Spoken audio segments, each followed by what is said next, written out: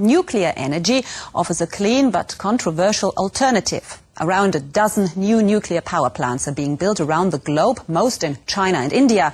Only one is under construction in Europe, in Finland. It's a pressurized water reactor said to be 100 times safer than other types.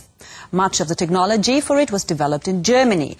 It's the first nuclear reactor of its generation to be built in Europe. Made in Germany visited the Finnish town of Olkiluoto for a first-hand look. These are nuclear reactors, even if they may not look like it. They've been generating electricity for 30 years. Now a third one is being built. Rüdiger Leverenz helped develop the new reactor. Germany stopped building nuclear power plants years ago, but Finland hasn't. When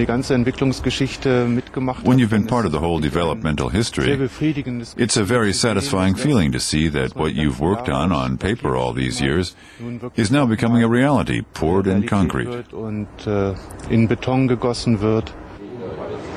In 1992, the Areva consortium, consisting of the German company Siemens and the French company Framatome, began developing the new reactor.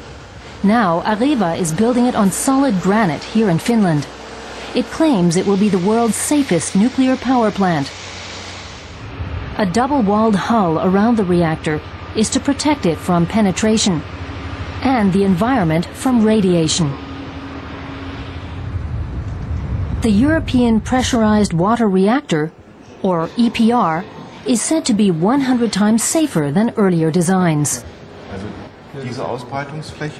Areva thinks it will be able to control any technical failures.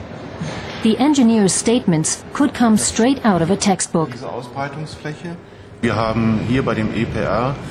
the EPR, we've taken precautions to be able to deal with even a hypothetical meltdown.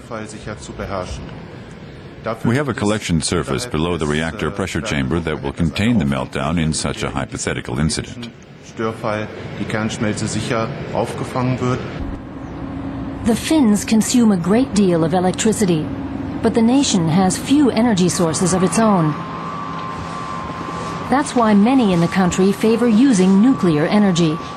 Of course, we have people also against nuclear, like in any country.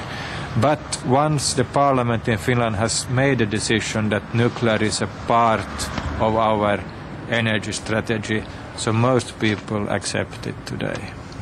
An electronic signboard shows the current level of electricity production. The new plant is supposed to deliver twice as much. Olkiluoto 3 here below, that is still zero. It's being built, the plant, so in 2010, 2011, the turn of this, then this here will be a figure of about 1,600. The water that cools the reactor produces steam where it meets the Baltic Sea. Environmentalists say the radiation is making fish grow too fast, but the engineer disagrees. The cooling water carries no radioactivity out of the power plant. It's just a little warmer than the surrounding water, and the fish love this warm water and thrive in it, as you can see. The power plant operators see no problem in this, nor do the fishermen. The new reactor will cost a total of 3 billion euros. The German-French consortium hopes successful completion of the project will lead to more orders. This is the first facility to be built in Europe in 15 years, and so we calculate that we have good prospects on the world market.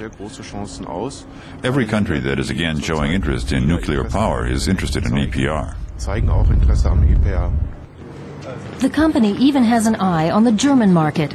Areva hopes the renewed discussion on nuclear power in Germany will eventually lead to revived business activity there as well. And we're back with Felix Mattes of the Institute for Applied Ecology. Now, I think you're pretty well informed about what the German government might think. Do you think that we see a kind of renaissance of nuclear energy in Germany? I would say we have a renaissance of the debate, but not of the nuclear technology. I think the risk of global warming is the one risk, and the risk of a major nuclear disaster is the other risk. And I can't see at the moment that we will have a major new investment in nuclear power stations, even in Germany and in most of the neighboring countries. Yeah, because you mentioned neighbouring countries, because I mean Germany obviously isn't isolated and we're surrounded by nuclear power plants. France, for example, electricity supplied there by nuclear power plants made up 78% of the country's electricity market in 2005. So is it wise for Germany to turn its back on nuclear power? But that's the investment of the past, and the question is how favorable are new investment in nuclear power plants in future, either in Germany or in France, and I can't see this huge nuclear renaissance even replacing the old plants. Right now, Germany holds the EU presidency. How big an influence does Germany have on European environment and energy policies? The first is that the energy policy is very much controversial if it is a European subject or is it subject to European policy or not. But I think there's a huge chance to focus on those fields where we have consensus, and that's at least more energy efficient way and renewable energies instead of the new debate on nuclear power. One last question. We know fossil fuels are responsible for global warming. You just mentioned also the danger of a accident with nuclear power plants. Where's the balance?